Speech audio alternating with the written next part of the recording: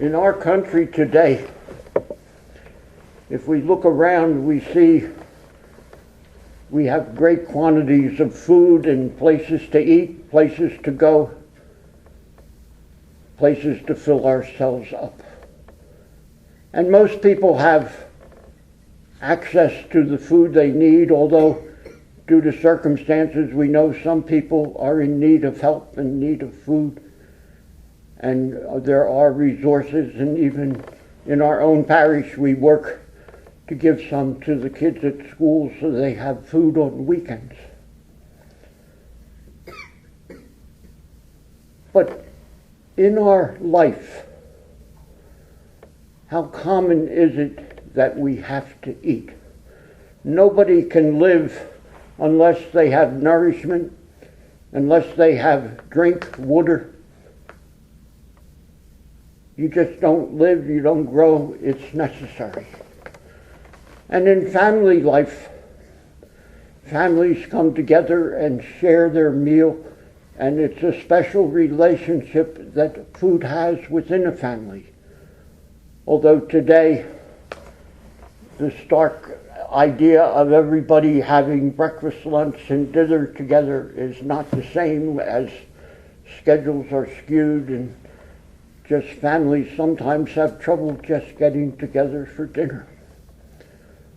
But if we look at our lives, everything we do in business, our relationships, it seems to come down to being surrounded in one way or another with food. We share a meal to celebrate occasions. We share it for business lunches and for relationships there, and in just general relationships that we do. The feast of the body and blood of Christ, the church has pulled separate in a way from Holy Thursday. The institution of the body and blood of Christ was actually done at that meal, the Passover, with Jesus the night before he died. This feast was pulled to celebrate the idea that Christ, in his relationship with the apostles at that meal, gave them a very special food that night. In the form of bread and wine, he gave them a food, his body and his blood, a very special, unknown food before. Certainly, Jesus as God is in that bread and wine. Jesus has promised and given us his Spirit as we go in his church. But for us personally, he has given us a special food for our own being, our own soul, our own journey to his Father.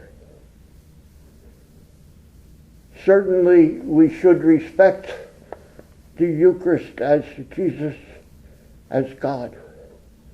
But more importantly, we have to see it as food, nourishment, as drink.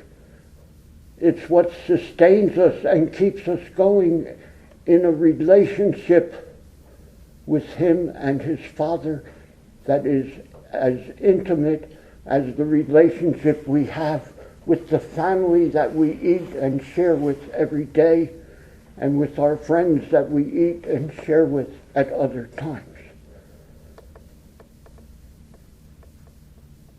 This is what the body and blood of Christ is: our food, our drink, our relationship in a way that no other religion ever experienced or knew God, where they take God himself into their own being and are helped on their journey of life.